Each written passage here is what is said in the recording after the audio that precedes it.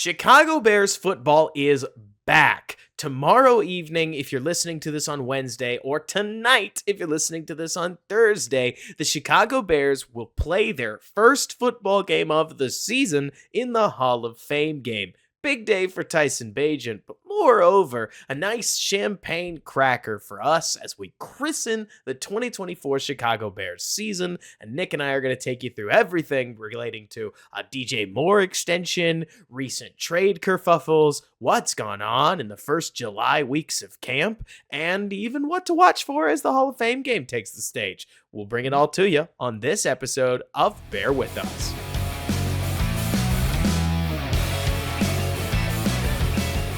What's going on, everybody, and welcome back to Bear With Us, a Chicago Bears podcast hosted by yours truly, Robert Schmitz, editor-in-chief of the Bears blog, right here alongside my co-host, Nick Whalen of Football Guys, as we try to bring you the most analytical, statistically minded, honestly just data-driven Bears podcast possible, complete with film analysis and everything else we can come up with to get you the best look at your Bears as possible. And Nick, we made it. The drought for football is over. The wins and losses don't count yet. Number 18 isn't going to be making any passes under center, but I got to be honest, I'm so stoked to watch Tyson Bagent rip slants in a vanilla offense. I can't even put it into words, man. Football's back. I mean, you remember what last year was like preseason with Bagent, so it should be better this year. Before we start off, though, I wore something special today, okay? Yeah, you did.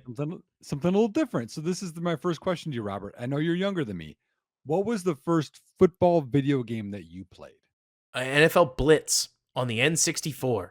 That's a fun game. Mm-hmm. That game's awesome. Game. I love finding an arcade console of one of those nowadays, and I always make a point to play it. Yeah.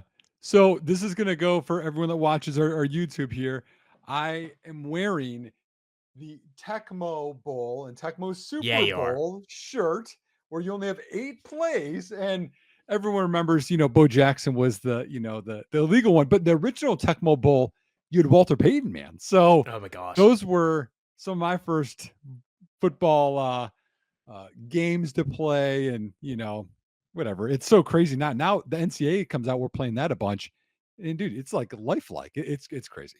Well, dude, I mean, like, okay, not to derail things immediately, but it is wild to think about what the difference in experience could. Hey, Bears fan, I'm just saying what we're all thinking, all right? So hopefully this isn't too hot a take, but it could be a very different experience if Caleb Williams is who he seems like he might be early into camp. And hey, all I'm saying is a good quarterback. Because for my entire Bears existence, we've had instability at the quarterback position or Jay Cutler. And those were your only 2 choices. And so I'm consistently booting up Madden or any other NFL like, and the quarterback's ranked under 80 almost no matter what, my entire life. And if you get more of these throws like we saw Caleb make to Rome Odunze, by Kevin Byard in the end zone, among a couple others, I mean, the Bears could have something really fun that they build. And in 5 to 7 years, there could be new Bears fans that would just never, ever understand what it was like. I understand people talk about the 70s. I know people talk about the 90s, but there was something I think particularly depressing, like depressingly mediocre about the 2000s and the 2010 and the early 2020 Bears, where it's just been this monotonous grind towards kind of nothing 2018 and right back. But that's my little rant about Bears history before we get Liev Schreiber talking about it all about over that first episode of Hard Knocks. Yeah, so I mean, I think that in and of itself, Hard Knocks is going to get more fans, just like it did with the Lions, So and you see it more when you travel, and you're like, oh, you're a Bears fan, and you're from Oregon. You're in what?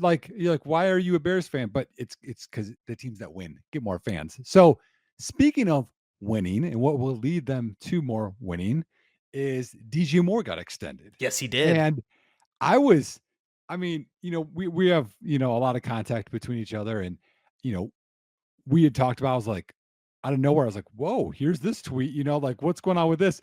Because I didn't expect it. We had talked about it on the podcast, and I had Keenan Moore in my mind that like, what would they do with him? And I knew Keenan or DJ was underpaid, but I thought it was gonna be next year and not like right now. I would be lying if I said I thought this was coming. I didn't. And the first two times I read the extension tweet, I misunderstood what it meant for DJ going forward because generally nobody signs an extension 2 years out. So Right. it really messed with my head to try to wrap around what any of the numbers meant. But Nick, I want you to take a step back for a minute, right? Because the more that I thought about it, the more that I personally think from a culture perspective, this is the perfect move. Because you're DJ Moore. You just caught 1,350 yards. You advocated for a quarterback to stay. He did not stay. He got shipped out. Your offensive coordinator got shipped out. All of this after major quarterback instability in Carolina. If I was DJ Moore, it would be easy to think, oh, here we go again. And Mhm. we can say this whether we like it or not, but DJ Moore had run out of guaranteed money on his existing contract because Yep. they left most of it in Carolina. So you are very easily cuttable. And suddenly, Ryan Poles adds a 6-time Pro Bowler that you've probably watched tape on to learn a thing or two, and also a top 10 draft pick that people keep saying they're your teammates. They also could easily be your competition. Yeah. In my opinion, Ryan Poles taking DJ Moore aside and saying, hey, we care about you a little more than just making you one of the focal points of our schedule release video. You are a leader on this team, and this money says what we think you're worth for a Mhm. player that I think also deserves it. This gives DJ Moore a very, from a hockey fans out there, this is very hockey contract feel, Nick, where now DJ Moore is under contract. If you take his contract, given the current guaranteed money that it absorbs, DJ Moore is basically rocking a 23.5 AAV over the next 6 years, with 4 of those years guaranteed. So it is a much longer term contract than the overwhelming majority of NFL contracts. But with Justin Jefferson getting what? Didn't he get like 33 million I per I year? I thought he was 35. He might be 35. And then CD Lamb's going to break the bank. And then Mhm. Brandon Ayuk, especially if he gets traded, is going to break the bank. Like Yep. very quickly. Before we get to the extension itself, DJ Moore's contract is going to look like larceny. And it means that DJ, just like we heard him say in today's presser, he can plug in and know him, Cole Kmet, Caleb Williams, and a bunch of Rome Odunze, a bunch of Mhm. other pieces of this offense. They are going to be the new face of Chicago. So buckle up, buy a house, and get ready to build something because you have the opportunity to experience some longevity that most other players in the league just don't get to plan for. Mhm. Yeah, I mean, the only other one you missed there was T. Higgins, I think, too, but because those numbers are gonna go up, and you had mentioned Cole Kmet. It's the same thing. Remember he signed that extension, and some people are like, is this too much? Is it not?" But because of how long it is, it's going to become a bargain, just like this one. Some details on the contract, before I dive into some of your stuff. So Brad Spielberger, again, a friend, awesome dude.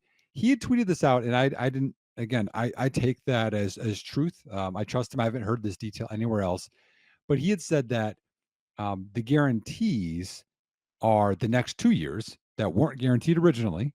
Were about 16 million per year.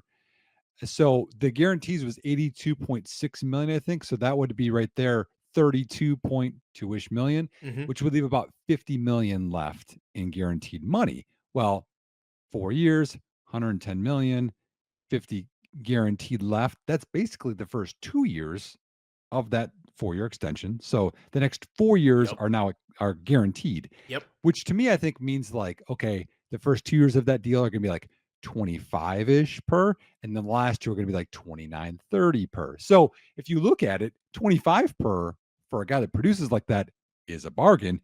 2 years from now, 25 per is gonna be ridiculous. So I'm with you. The other thing I think that is important is, I know Ryan Poles came to town, cleaned house. Maybe it rubbed some people the wrong Right. way, Roquan, etc. Jalen Johnson, after he demanded a trade, he paid him. Cole Kmet, you produce, he paid him. DJ Moore's new to town, paid him. So if you, and he paid Sweat, he had to, but Nobody talks about that one though. I did want to make sure you brought up Sweat because mhm, Sweat, from everything we gather, Sweat wanted to go to Atlanta. which is Yeah. where he was from. I Yeah. mean, we just blow over the fact that there's easily a chance that Sweat heard that Chicago finally won the trade deal and that Sweat was mad about it. I mean, Yeah. that's all speculation. Right. But now Montez is fully bought in, happy to be a Bear. And that's Mhm. not just a money thing. Look at Stephon Diggs. You can get paid a lot of money and Oh, still be yeah. disgruntled. Well, So, Devontae Adams, right? mhm. If you watch that stuff, like, but now the locker room, the culture, Yes, now they trust Ryan Poles, right? Because the whole Roquan stuff and whatever, and he left. Now there's trust there, and people want to stay. DJ Moore could have not signed this, y'all. easily could have. Because from his presser today was like, "Oh, I got traded there. I wasn't super happy," and then like he kind of backtracked. But I get it, right? I As get we were it. talking about, we weren't great for years, and he believes in Caleb. That's why we have coaches here who are here. We're getting players now that want to sign here and be here. Like it all's coming together, and it it's a different vibe, man, and it's a cool vibe. I think it's so important. Like everybody's seen Moneyball. If you haven't seen Moneyball, you should. I think it's one of the best sports movies that's currently available. And in it, they have a line that everybody knows from it where they say it's not about the money, it's about what the money says. And with Keenan Allen being a 22, $23 million a year player, this puts DJ comfortably above Keenan in terms of his, let's call it, dollar per year, and certainly Mhm. his remaining guarantees. And I personally think, yes, this is vain. Y'all, if you've never talked to football players, they are vain.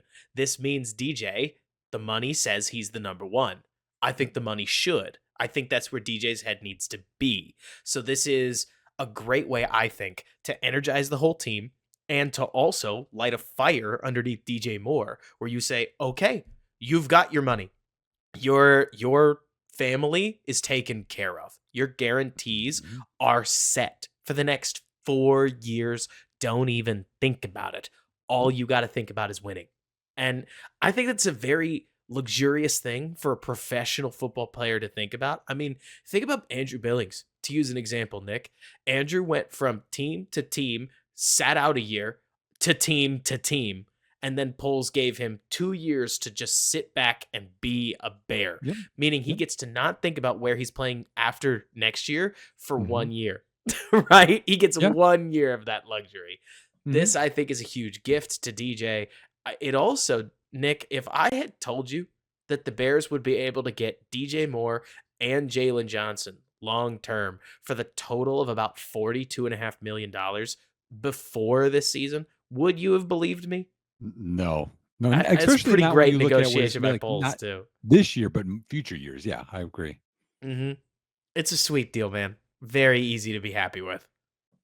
So, kind of switching gears, we're gonna try and make this a quicker episode, y'all. Okay. So, training camp, the gears are going, hard knocks, it's not here yet, but it's coming, which is cool. By the way, have you been watching the Giants hard knocks? I need to. If you can believe it, I've never watched an episode of Hard Knocks to this Oh, point. wow. So I've Wow. got it on my calendar to sit down and watch the entire new season of Hard Knocks so that I can understand what it is. I got you. Yeah. Well, I mean, you shouldn't watch the Giants one. Honestly, you should watch the other ones because the Giants one's an off season one's different. The Yeah, but other it hard seems knocks are cool. It seems like tra- they had a bunch of well, awesome stuff in it. well, awesome for us. If I was the Giants or other teams hearing, oh, this is the offer you sent. This is like the last corner that we want. It, I don't know. Those are the things you don't want out there. Like, the Right. coach speak. This is the highest guy on our board. Blah blah blah. Anyways, okay. That aside, Hard Knocks is coming for the Bears. Training camp is happening. So let's start off kind of negative. All right. Injuries are happening right now. Okay. I'm gonna wait on the one that everyone talks about. Travis Homer, Ian Wheeler, running backs hurt. So we signed Demetric Felton, kind of a scat backish, right? I mean, speed receiving guy. He'll probably get a lot of play actually tomorrow night. Um, Kyler Gordon. Oh, by the way, Travis Homer being injured for this camp. Uh, is he making the team? I don't know. I don't That know. you can save some money there. Mhm. So Kyler Gordon, not in pads. He's missed a few practices. I don't know what it is. It's got to be upper bodies, my guess. What do you think? I don't know. I mean, there are a couple of these guys. We're going to talk about one later, but who in particular I think this applies to, where look, let's be real, guys. There are some people that are working to make the team. There are some people that aren't. And the people that aren't get to work at a different schedule than the people that are working their butt off to make the team. Kyler Gordon and a certain other right tackle are not focused on making the team right now. And so Mm, I do think that I'm not worried until the point where they're missing real games. I just don't think it matters. Look, I think, Nick, that's the most boring, flavorless take on the planet. And I don't like being boring and flavorless, but I've done this camp circus thing for 4 or 5 years now, and it mhm. just never tells me anything meaningful. Chase No, Claypool put on a Superman cape for the entirety of last year's camp, and he didn't get to November, dude. Like, right, it's it's just weird trying to take too much too early in camp. And right. if I had to guess, Gordon's going to ramp up his availability. I got to be honest, man, it seems like it's kind of just going to be a nagging issue Yeah. for until he proves it isn't, like a Well, certain left guard. But and and being honest, so another one, right? We're not mentioning the other guy, Jacob Martin, the guy I was did you excited curse about. him? Did you curse Jacob I Martin? I may have. I may have. Sorry, Jacob. I know you're a big listener to the podcast. Sorry, buddy. Waiting for you to come back. I don't know what his is either, but from what Flu said in one of the pressers, okay, he said, when any of the players have something, we pull them back because they're not playing meaningful football for a long time. Don't forget, this is an extra preseason game because the Bears have Hall of Famers in the Hall of Fame game. They have an extra one. So, like, if you're like, oh man, they're going to be playing really soon, they're not. They got into training camp before other teams. So, as a coach, Robert, of 14 years, if a player's missing a couple of days of training of like the preseason camp, I care way less about that than ramping up to week one. We're installing, we're scouting, the other games when we need to see looks and to see if they're good or not. Because let's look on the other side. Okay. Let's say Kyler Gordon practices every day. That shoulder, let's say it's a shoulder doesn't get better. Now all of a sudden he misses week two. Now all of a sudden he misses a month. Is that what we want? Like, we need Right. to think about what is the priority here, not about entertaining us in practice. It's about winning games in the regular season. And I hate to ask fans in this moment to trust somebody that I know is notoriously unreliable. But Nick, in my opinion, the only people that I'm actually watching these days in camp are the coaches. I want to know who the coaches think are doing well and who the coaches don't think are doing well. It's not that I think Shane Waldron or Matt Eberflus are perfect. It's more that when Matt Eberflus gets up and all but says to list the last one who hasn't practiced recently, he basically all but says Nate could play through this. He just doesn't want to. And Yes. frankly, seemed like he was getting irritated with it. That's Mhm. the kind of thing where I look at that and I say, "Hey, Nate Davis is not done and dusted. This could easily resolve." But that is a less than great flag for somebody like Davis, and suddenly this move to play Coleman Shelton a little more at center and Ryan Bates a little more at right guard looks a little less, these are the guys we have. And to me, Nick, a little more, these may be the guys we're rolling with. So we better get them work as soon as we can. What do you think? I don't think so. I mean, I get it. I know everyone's frustrated, but again, as we said the last podcast, Nate Davis has been a top, I think it was what, 33 or 25 guard, no, 25 guard, 3 straight years before last year. Yes. Again, let's not forget this last year. It wasn't because he said, I refuse to practice. It's because Right. there was a family thing going on. And then during the year, he had a high ankle sprain. Guess who else missed a lot of games with a high ankle sprain? Khalil Herbert. Are we questioning his heart? Like Kyler Gordon's been injured a bunch. People aren't all over him. Man, that guy, does he care, Robert? Does he want to be out there? Let's just cut him. These are all So, things I see on Twitter. Like, seriously, take a step back. well, I that's also think this is a good thing in terms of Coleman Shelton is brand new to the Chicago Bears. Ryan Bates is brand new to the Chicago Bears. I know they're changing up their spots, but them getting a bunch of reps actually isn't a terrible idea. It would be great if you have the same starting five for 17 games, but having them in there and getting a bunch of reps actually isn't terrible either. If we want to look on a positive side, I think that people, so Nick, I feel like there's got to be a middle ground because I completely hear where you're coming from. where you're basically saying, it's camp. Why are we so worried about this? But also, I want to just make sure we acknowledge that the people I think that are absolutely losing their minds, that are going DEFCON 5 and like full nuclear winter, we are going way too far. I mean, it is easy to forget, and I really don't want to bring it up because, to be honest, the scars from right after the season, talking about the Fields Caleb thing, still aren't fully healed, Nick. But there are a bunch of points in last season's film where the offensive line held for more than 4, sometimes more than 5 seconds in the pocket. And I don't want to point to isolated incidents like that's everything, but it's easy to look at the offensive line and to have a whole bunch of people say, oh, here we go again. We're setting up for something really bad. The line is not that. I don't think it's that problematic yet. It's just a matter of what's it gonna look like when we get there. You know what I mean? No, I agree with you. That's the thing is that with a very young, right, again, left tackle, we have a young right tackle, we upgrade at center.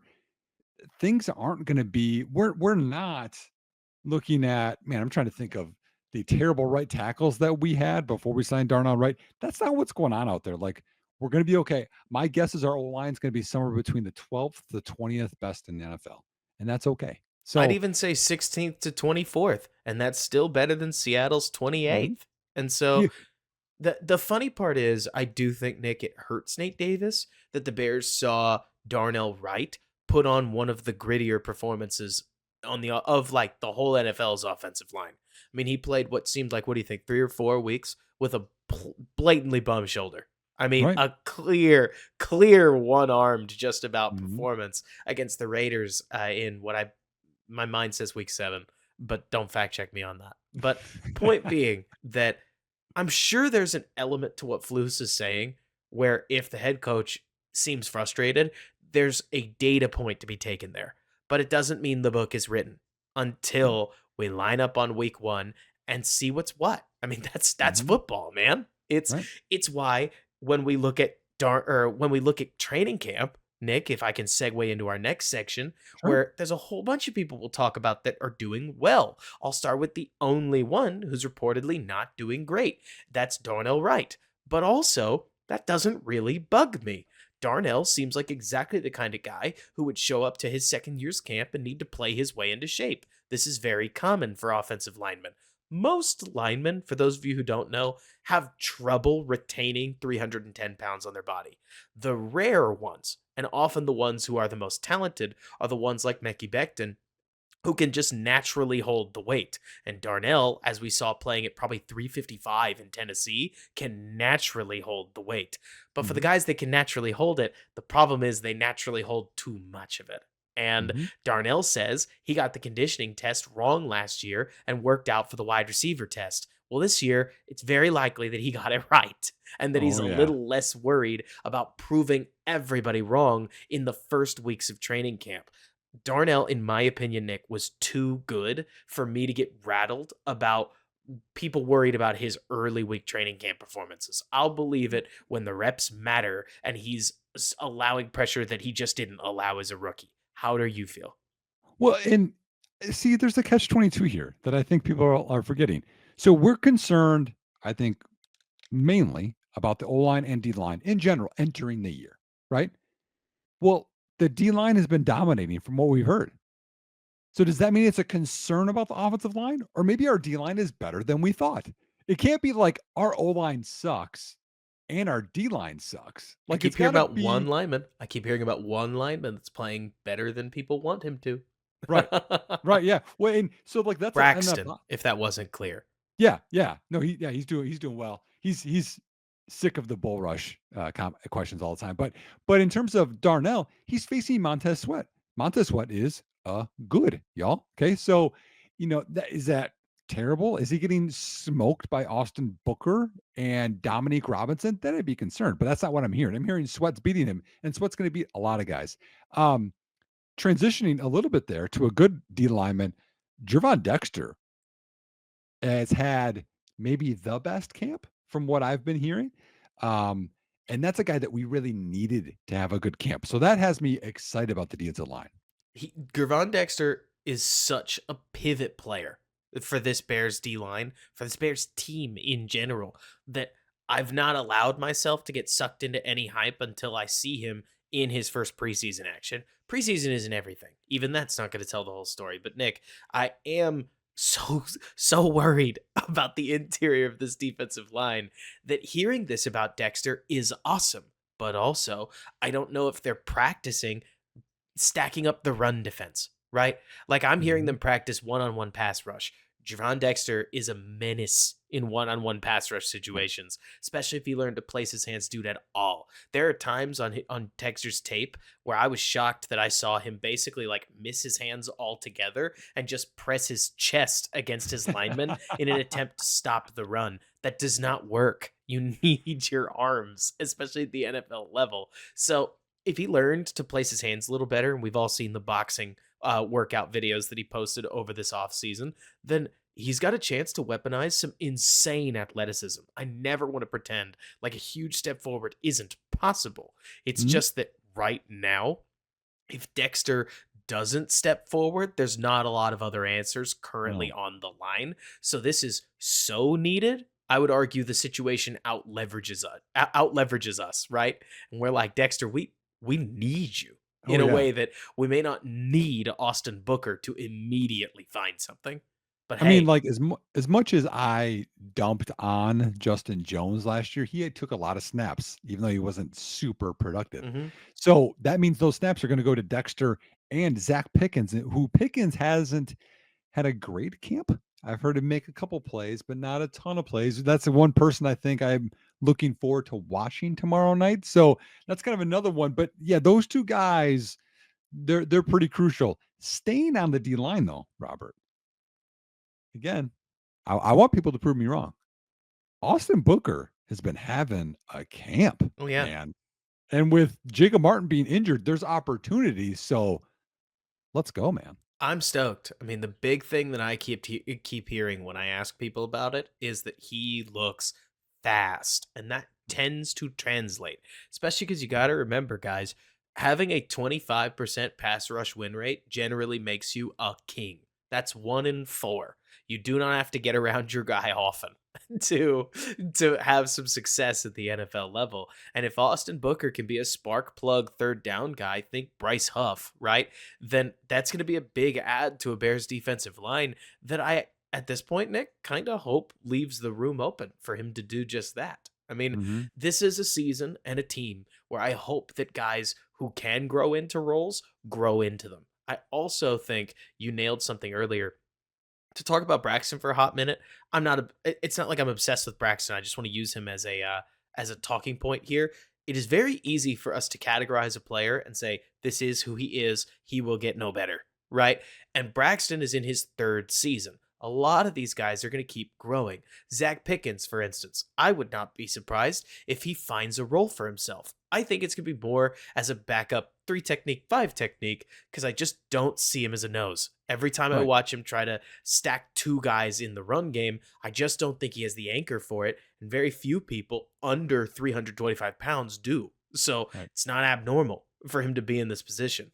That said, it's easy for guys like Pickens, who didn't flash as a rookie, to get outright written off. If you're going to win a Super Bowl, you need a rotation. You need guys that are just Mhm. good enough to be annoying. They don't have to Yep. be stars. And so Mhm. I'm excited, especially as we lead into Thursday's game, to see everybody, because all the rotational guys that don't normally get a ton of play are going to come up big, including, do you want to talk about him or do you want me to? Rome's the easy one, but there's another name we keep seeing Oh, I receiving know. passes from Caleb Williams, and he's another guy that I feel like a lot of fans wrote off this offseason. His name Mhm. is. Yeah. No, Tyler Scott. And again, a guy that I liked out of the draft process the year before, a guy that flashed. Again, remember, running back converted to receiver, still learning to run routes and all that kind of stuff. But really, he's the perfect complement to this whole thing. And again, a lost piece, right? If we look a little bit north, right, geographically, Robert, all we do is we hear about all these young receivers and how they're developing, how they're going to have this role and their 5th round picks, their 4th round picks, or whatever. Here, we got a 4th round pick in Tyler Scott that I think a lot of people liked, who flashed, who has ability, and he has the 4.3 speed. If we look at Keenan Allen, love Keenan Allen, man. Keenan doesn't have the Jets anymore. DJ Moore is fast. DJ Moore is not 4.3 fast. Roma Dunze, I would say, is fast, not as fast as Moore, but fast. He's not 4.3 fast. So you have a group, and don't forget, y'all, they're going to be rotating just like you talked about with the D line, Robert. Wide receivers rotate. You have different packages for things. So him stepping up and Caleb looking his way, just like Rome's way, is awesome when you look at this like young group looking together. We talked about DJ and Rome and Komet with Caleb. If Tyler Scott can develop into that wide receiver 3, man, we have a really, really good core going forward. I never fully understood, to agree with everything you're saying, why people were so quick to write off Tyler Scott in an offense that I don't think produced a collective 3,500 yards passing. And of those 3,500 yards, 1,350 yards went to DJ Moore. I mean, Roshan Johnson had more targets than Darnell Mooney. And you can say whatever you want to about Darnell Mooney's underperformance. I don't think that should happen. I mean, Right. your running back just shouldn't be getting that many more targets than the guy who's your nominal number 2 offensive target. So then why did we think Tyler Scott was going to get the ball a lot? You know what I mean? Mhm. But then you get a quarterback that's coming from an air raid background, kind of known for spreading the ball around, has history with guys like Scott. I'm thinking Taj Washington. It's not a Yep. Yep. perfect example, but get the ball out quick and let him do something with it is something that he did well with Jordan Addison. It's something he did well with Taj Washington. And so I'm just not that shocked that Caleb, as he looks at a defense that's throwing a lot of zone and zone blitzes at him, is finding Tyler Scott beating shell coverage. I mean, this isn't that complicated. Football is not always a complicated game, but Scott's got the jets to beat you deep, and if you leave him open underneath, he can collect the ball and make a play after the catch. So Mhm. I'm not surprised that after a rookie year where I thought he was open a lot more than he got the ball, not that that matters. That's life in the NFL as a Right. third, Yep. fourth weapon. But it means that as a second weapon, and goodness knows, Nick, I don't want to wish this into reality, but there's a decent chance that Tyler's going to play at least a couple games as the wide receiver 3. We hope Oh, there yeah. aren't any games where he'll be the wide receiver 2, but it's not impossible that he may Yep. get pressed into that action. So he's exactly the guy that I look at as we look forward to tomorrow night's game that Mhm. I want to see show us where he's at. Especially since he'll be collecting passes from a quarterback that he should have a little bit of chemistry with. And I know, Nick, nobody wants to talk about this, but I do think going into tomorrow night's game, I don't want to put too much pressure on Tyson's performance. It's the Hall of Fame game, whatever. But in the world of can the Bears shock people this season, CJ Stroud missed 2 games. It's not uncommon for quarterbacks to miss games in a 17-game marathon. Tyson's ability to step in and just keep the ship sailing is Yep. going to be important if you care about wins and losses this year. And while Mhm. his development is drastically less important than Caleb Williams, this is a nice little dipstick, don't you think, to see whether Tyson's grinding his face off season yielded results as a quarterback. And I hope it does because I think it's fun watching quarterbacks develop. Well, I mean, I agree with what you said, but Robert, have you done a burpee before? Oh my gosh, they're awful. I It had is a big over my shoulder is a big part of my Spartan racing career, which I uh don't know if we've ever really talked about, but anyways, big part of that. So, did you hear about his workout? yes, insane. I kind of wanna try it because it sounds so Gosh, nasty. Nick, a friend of mine at one point asked me, he said, if I was going to pay you $750 to do 750 burpees, would you do it? And I said, how long do I have to do the burpees? He said, 24 hours. And I was like, done. And so I got through about 20 burpees, maybe, before I thought I was going to die and was like, you proved your point. I'm sorry. It's not happening. But like to your point, especially maybe it's partially because I'm almost 30 now, but burpees are Don't hell. How he don't did a mile of burpees and yeah. broad jumps is crazy. You can't pull the age card on me. One nasty workout I did, and again, this is back in my Spartan career, which I would say about 5 years ago is when that stopped.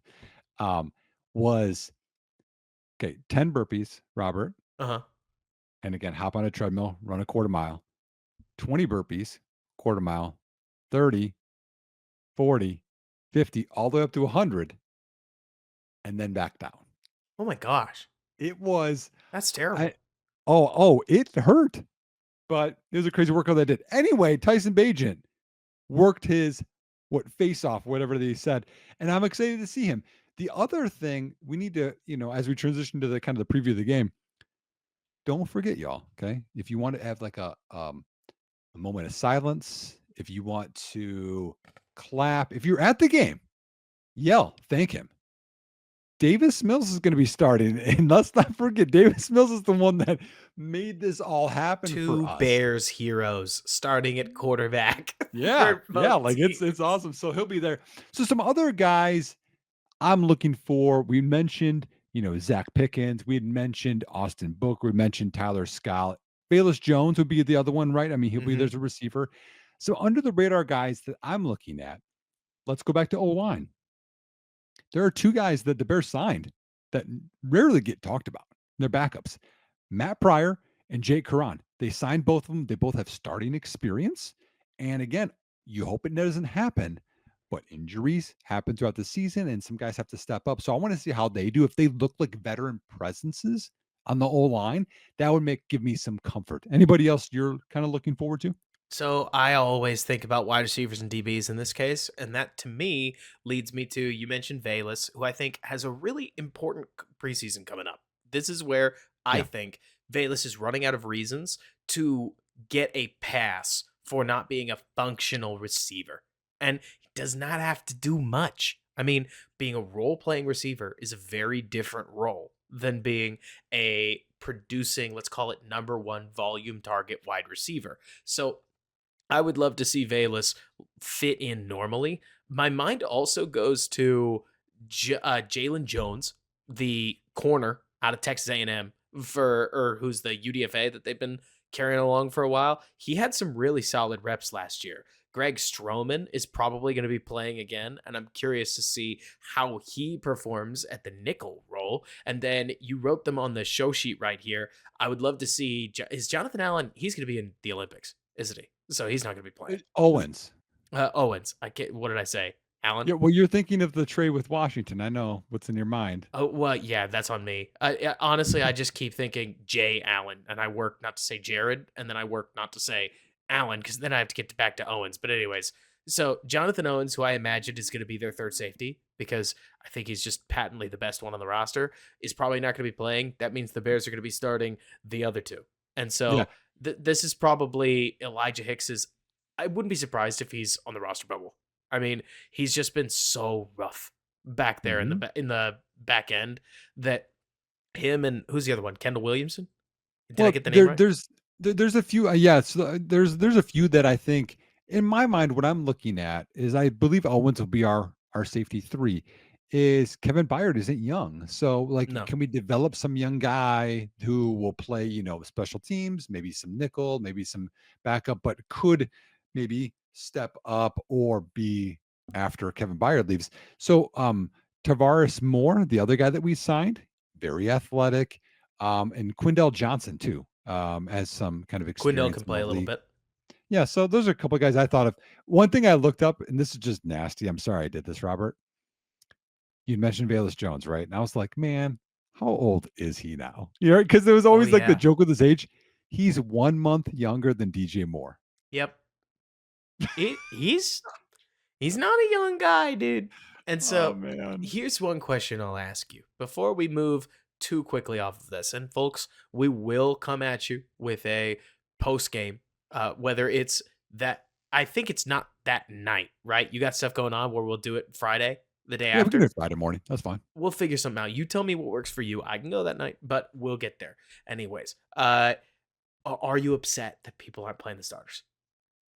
No, no, I'm not, because again, let's go back to the Nate Davis question, the Kyler Gordon question.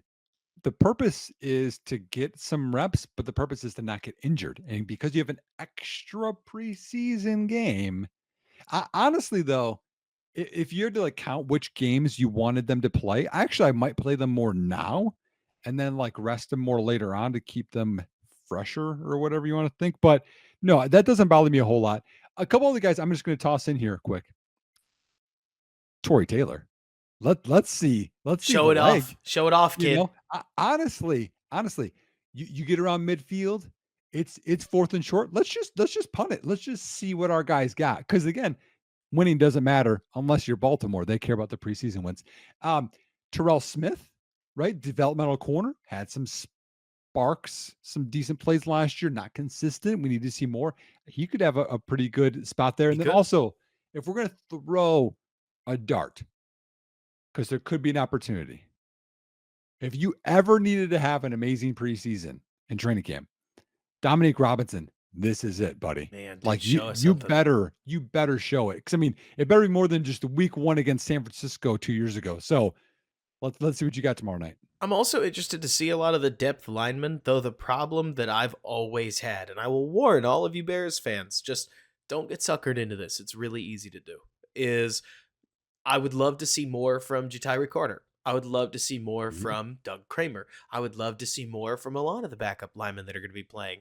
And the problem is, it's really hard to see what you're looking for when they're playing other backups. Yep. So I remember, oh my goodness, help me with his name. It's Brandon Thorne. I didn't need any help after all. He's one of the best line students that you'll find on Twitter. Oh, And great dude, by the way, too. one of the things I thought was so interesting that he pointed out is he said almost 70% of most players' production comes against a backup. Like it's not that simple because it frankly may not be that skewed. But what he basically made mention of is that you'd be shocked at how many of those tweetable moments that Montez Sweat had against Detroit, for instance, and against Cleveland happened in part because he played a backup lineman. And Yeah. that means that in the preseason, Jatiri Carter is going to go up against somebody that's about his level. And you may see great form and solid power and good footwork. And Nick, we go, maybe we have something in this guy. And then Jatiri Carter gets inserted against the Buccaneers earlier than we wanted him to because of some issues with Nate Davis. And Vita Vea eats him alive. That's life in the NFL, where the gap between being a starter and a backup is pretty wide, especially in the Who's trenches. who's the guy that we always reference for this? The Notre Dame guy that you loved. Oh my gosh. It's Alex Bars, right? There it is. hmm This is the Alex Barr syndrome, I man. really thought he looked stellar in the back half of the 2019 preseason. And it was like, well, he did.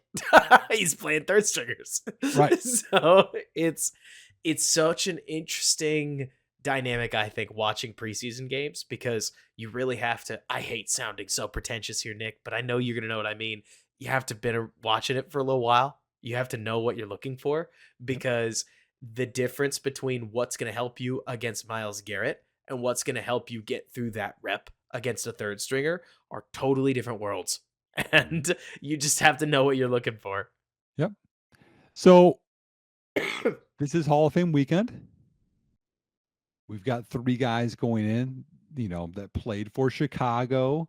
Hester, which everyone, I think was lived through that because it's still this era, I feel like. Steve McMichael, which, I got to watch play, Robert, more towards the end of his career. Um, Obviously battling ALS. So we're with him on that one, and Julius Peppers. So I wanted to make this point because I think Mongo gets lost a little bit. People are like, sometimes people, does he deserve to get in? That type of stuff. Here's a stat for you, man. Okay. Think of D tackles. Okay. And again, nose tackles, which you were just talking about on the podcast. Yup. You have to be, 320 and you got to take on double teams and all this kind of. Right. So again, he wasn't that big back then because again, players change. So Mongo was the nose tackle on those big teams. Dan Hampton got all the accolades, right? He got one-on-ones. Steve McMichael averaged 8.4 sacks, Robert, That is insane.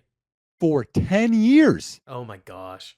10 years of 8.4 sacks as a nose tackle. In an era, you didn't pass a ton, right? That was the Mhm. run era. 8.4 over 10 years. Mongo, you deserve to get in. We're proud of you, man. There's one other bear I want to bring up. Whenever I look at this list, okay? Look, this is very Chicago. This is very Chicago. You know that first Super Bowl that the Bears win, the first 3 callers are gonna call in and complain about a 3rd down play call and something that could have widened the margin, because that's what we do, right? But Nick, there's a name on this list that every time I look at this list, I feel his absence. I'm never going to let go of the fact that Charles Tillman didn't get enough Pro Bowls or whatever to not end up a Hall of Famer. This is one of my favorite stats to talk about, man. Have you seen this graph? Do you know the graph I'm about to reference? No. Okay, so turnovers during Charles Tillman's career. When you look at, I think they added 3 years before and 3 years after, okay? They looked at fumbles, they looked at interceptions across all defensive players. Nobody forced more fumbles than Charles Tillman other than Robert Mathis, the Colts defensive end. Right. And nobody picked off more passes than Charles Woodson. And out between the two, nobody was near. I think Yeah. Tillman created about 25 more turnover opportunities than anybody else, and he revolutionized the game with the peanut punch that is now Mhm. referenced on almost every single Sunday football game, Mhm. regardless of colors of the team's jerseys. I feel like it is just a bizarre moment. I personally think it's like a bizarre system problem where it's like, oh, so because writers didn't understand what good DB play was back in 2000, that Yeah. means that Charles Tillman has to get out of the Hall of Fame or get held out until the senior committee rolls around and puts him in. I can't believe we have to wait for that. I'm Yeah, I know. stoked that Hester got in. I think he earned it. I'm stoked Mongo got in. I think he earned it. Julius Peppers was an inevitability. The guy's just a dog and has been since Mhm. the day he entered the league. But I feel like the guy who held Megatron and Randy Moss to some of their lowest totals of their career should be on this list. And I'll let it go one of these days, but that day's not today. Yeah, honestly, I was thinking of this, this week. There's 2 other bears I'm gonna mention as well, but the other part with Peanut that people forget, probably these committees forget. So, committee members, if you're listening, jot this down for next year, okay? Something that Charles Woodson, a lot of star players don't play is special teams. You watch those Devin Hester returns, Robert.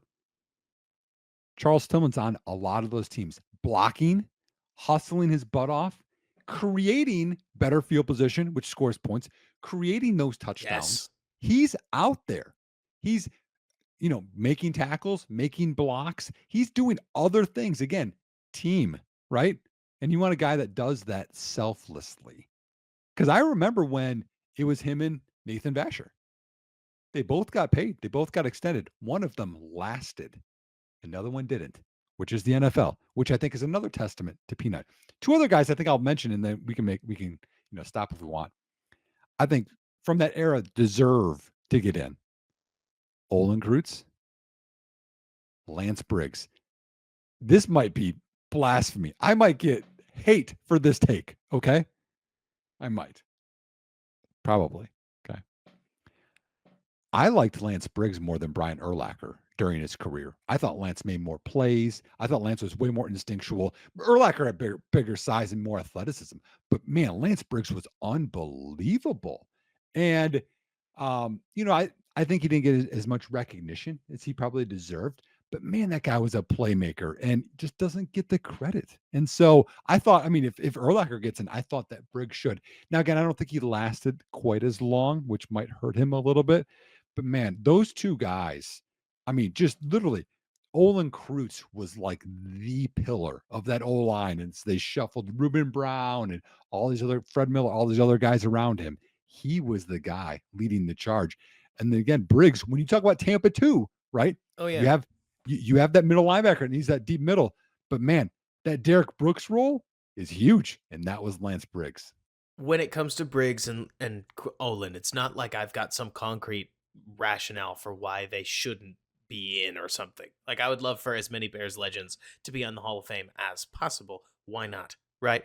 For me, Nick, that what separates, I think, Tillman from Briggs and Krutz is that there is a really easily articulatable argument. I'm making what is basically the modern Steph Curry argument, right? Which is Tillman changed the game, and the turnovers are proof he did it. Like, that's me giving a stat to fill the changed the game narrative, as opposed to he was on this or that many all pro lists. The problem that I also have is that generally speaking, if you want to be on an all pro list, you have to be first on a winning team. It reminds me of how Danny Trevathan's most decorated season, was the season of and the season after the Broncos won the Super Bowl. This is how it Yeah. works, right, Nick? Your team wins, and Mhm. suddenly Roquan Smith is the 19th best player in football, despite, in my opinion, not being any better than he was in Chicago. It's not a dunk. Roquan was great in Chicago, but he didn't make these lists in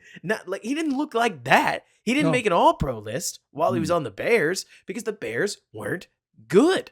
So I feel tough in that case for Krutz and Briggs because the Bears just weren't great enough aside from the Super Bowl run to put enough of these guys in there. But I guess that's life, right? I, I I wouldn't be surprised though if Briggs will make it eventually. I just don't know about Krutz. Yeah, so I'm looking through here. Briggs made the Pro Bowl 7 times. Sorry, 7 years in a row, for being honest. Played 12 years, had combined, so combo, solo and assist, um, 1,181 tackles. So Did like, he make any all pro lists? 2, Okay. 3. Hey, 3 all pros is a lot of all pro lists. Yep.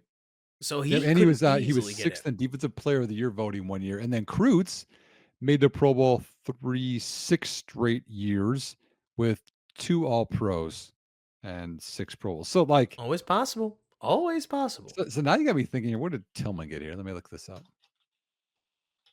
Oh, one other. This is totally tangential, because it's not on our schedule here. One other thing that is awfully nice. I am so excited for any other Bears player to take the career Bears receiving record. So excited, and in all likelihood, DJ should. Yeah. Uh, Now I am Peanut had 2 still Pro Bowls. who Charles Tillman had 2 Pro I Bowls, know.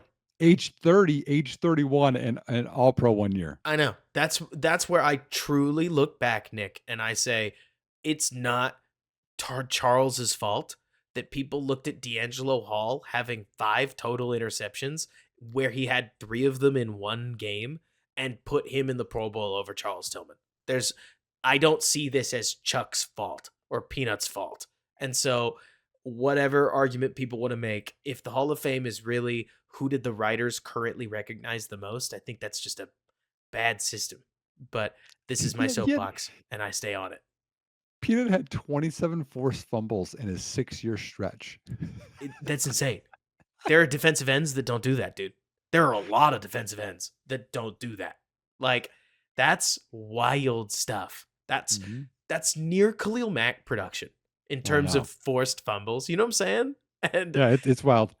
Um, anyways, Last I'm thing I'll before I head out, Hard Knocks again is coming. I will add this in there. I heard this. Um, so Tyler Scott, he does a lot of podcasts and stuff. On Adam Rank's podcast, he had mentioned he's going to have a spot. Like, so they, since you're not familiar, Robert, they, what they do is they show practice, but they'll have interviews and then they'll have like deep dives into stories on certain players. And Tyler Scott got married, got a house, and that's going to be highlighted in one of the episodes. So he's going to be kind of a star. That's neat. Mhm. Man, when I think about the Hard Knocks thing, look, I don't want to get any Bears fans gassed up. I really don't. But also, I am having a hard time looking at this Bears season as anything other than a perfect storm that Nick, we keep trying to tamp down excitement. We keep trying to be realistic. But if this was not my team, I would look at you and I would give me a team name. Where can I pretend that I'm talking about Caleb Williams as if he is a Chargers. Chargers? And in this same case, the Chargers also have DJ Moore. It's the same team. They're just in the Chargers uniforms. Right. I would say, Nick, this story is writing itself. Caleb Williams for reasons that are outside of him explicitly. Like, it's as much a team thing as anything else. It's a schedule thing as much as it is a team thing. Is just not going to lose that many games. And so then the story's going to write itself of, yeah, Caleb hit the league and he was immediately ready and he never lost. And that's not always true. In the Hmm. NFL, the difference is you could play a game, and we've seen these, haven't we, Nick, where you're dysfunctional on offense for like 70% of your drives. You have 2 good drives, and then on some of the dysfunctional drives, you hit 5 total chunk plays, 4 of them coming off broken plays. Suddenly you scored 22 points and you won clean. And God Hmm. forbid your defense picked off a pass at any point and set you up on Right. a short field. This isn't USC. You don't have to score 50 points. The early goings of this don't have to be they don't have to be super duper oiled and functional for the Bears to win some early games. And Hmm. if the Bears win some early games, man, can you imagine the ratings storm that the Bears hosting the Packers coming off of the Packers bye week, if they're actually dueling for like an upper part of the NFC North, is going to create? I mean, the NFL is going to go crazy over this. Yep. Hard Knocks is going to go crazy over this. Everybody who is involved with Chicago and Caleb Williams, they're all going to go crazy for this Hmm. because it's going to feel really natural, and it's just a collision of good things. Normally, we're working against a perfect storm of bad things in many Yes. cases. And this is just all the right pieces falling into place at the right time. And I will knock on wood as soon as I turn this over to you, because I don't want to make anything happen that's negative. But I just can't help looking at this season, Nick, seeing exactly what HBO thought they saw in Aaron Rodgers' season last year, where it was like, let's gas this up and let the guy go. Yeah. So hopefully Caleb Williams doesn't suffer a similar fate. God forbid. Well, just small thing. I had mentioned this on the last pod. So, you know, betting and over unders and stuff, right? So I took a trip to, because in Wisconsin we can't do that. So I I I practice what I preach. Everybody, we went to Michigan, a little trip with the wife and family, and you can do that in Michigan. So I definitely bet the over in yards for Keenan and Caleb passing yards and Bears win total, because it is very, very good odds right now. So I'm a believer. Oh, man. I'm so stoked for the season. Also, I guess we should quickly mention. Let's see, what do we got time wise? We're way over. We'll talk about trades tomorrow because I Yep. do think everybody's talk about trades. I mean, Sure. whether it's Brandon Ayuk or other receivers on the move or defensive ends or Tristan defensive Wirfs. tackles. The only thing I will say, Bears fan, just to give you a little secret, offensive linemen do not usually move at this point in camp, and the ones that do are Dan Feeney. So you got to beg the question on whether you're really looking for like another Dan Feeney. Not because the Bears are so good on offensive line right now, but because these guys just don't grow on trees and they aren't disposable. Nope. So because it's such a schematic position, I just wouldn't hold your breath. If you will, you'll be holding it for a long time. Mhm. But anyways, Nick, great having you back on. Yeah, Great man. getting to do this. I'll kick this episode out as quickly as I can. So we'll sign off early and tell you more about what we got in the pipe later. Until then, bear down, enjoy the game, and thanks for bearing with us.